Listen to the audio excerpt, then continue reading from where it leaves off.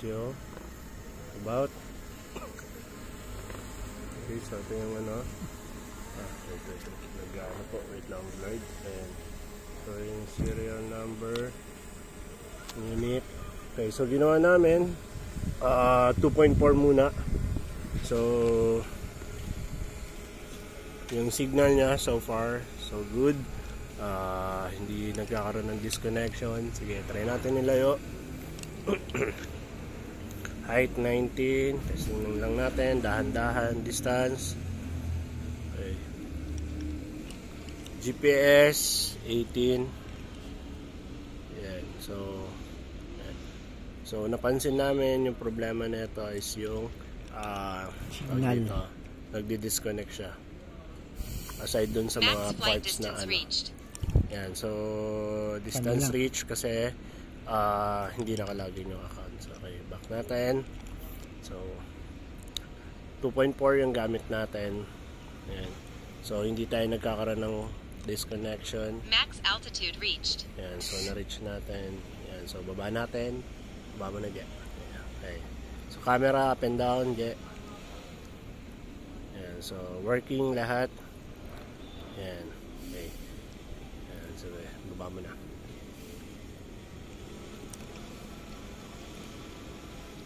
Yan. So napansin ko, nagdi-disconnect siya pag gamit natin yung dual band. Kahit malapit pa lang. Ang camera, angat mo na yung camera. So na-landing natin.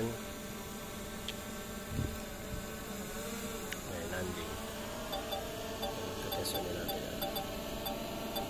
Landing. Okay. So landing. Ngayon, test naman natin transmission, dual band. Yan. Okay. So nagiging problem ni dual band kahit malapit is nagdi-disconnect yung unit. Take off. Yan. Hindi masyado lang. Home point updated. Masyado lang. Kasi delikado.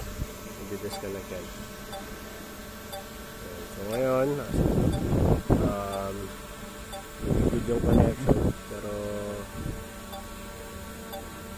kanina pag power on mo, pag dual band is nagdi-disconnect. Pero so good naman yung RC connection ng aircraft. Okay, so medyo angat natin, dahan-dahan lang. Okay. Mata.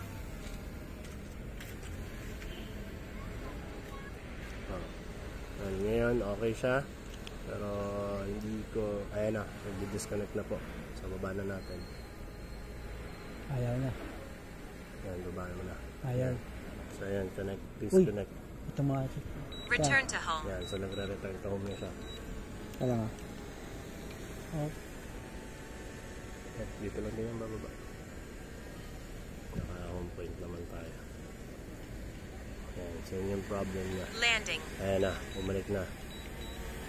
Ayan, so pag naka-dual band. Ayan, so yun yung unit. See?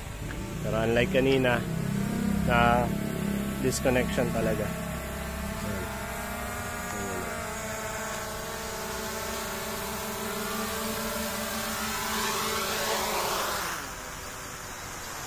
Okay, so